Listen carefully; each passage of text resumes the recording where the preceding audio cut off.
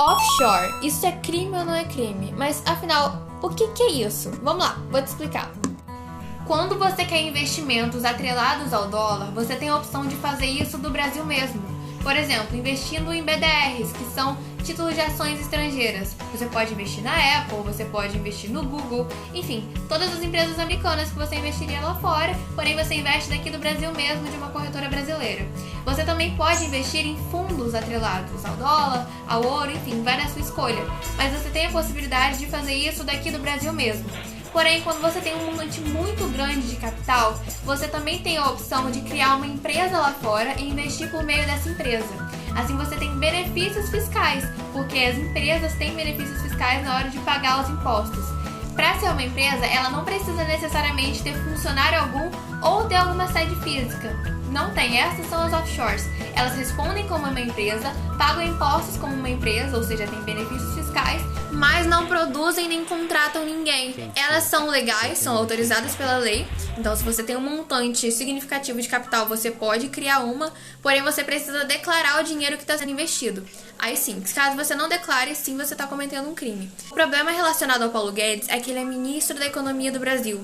Não faz sentido o ministro da Economia de um país que acaba de começar a se tornar apetitoso para investidores estrangeiros, porque, como eu disse, a Selic aumentou, então o risco de investir no Brasil pela sua instabilidade passa a ser considerável de acordo com o retorno, que pode ser maior.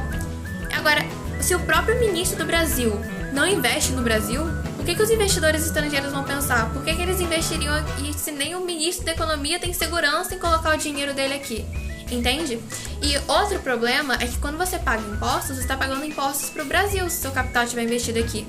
Agora, se seu capital está investido em outro país, você está pagando impostos para outro país, você deixa de beneficiar o Brasil. Entende como é um paradoxo você ver um ministro da Economia brasileiro nessa situação, investindo lá fora, pagando imposto lá fora? Lembrando que tudo isso que está acontecendo não é por ele ter investimentos atrelados ao dólar. Muito pelo contrário, é importante para você diversificar sua carteira, ter investimentos atrelados a outra moeda, principalmente se você está falando de uma moeda com o poder do dólar. A questão foi não ter feito esse investimento através do Brasil, utilizando uma empresa que foi criada em um paraíso fiscal, entende? Ou seja, os impostos seriam ainda menores sobre o patrimônio declarado.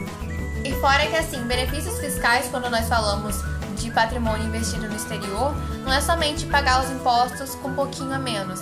Quer dizer que ao invés dos seus impostos serem declarados sobre o rendimento bruto daqueles investimentos, eles vão ser declarados sobre o líquido, ou seja, quanto sobra depois do retorno dos investimentos que ser destinado aos setores que a empresa teria que pagar.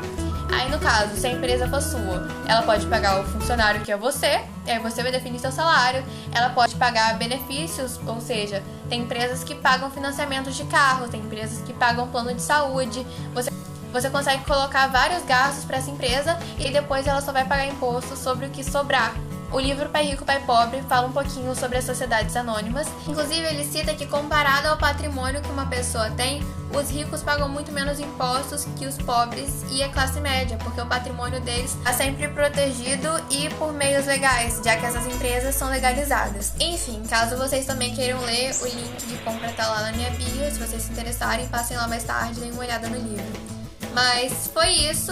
Vocês já conheciam esse tipo de empresa, gente? Vocês sabiam que era legal? Qual a opinião de vocês?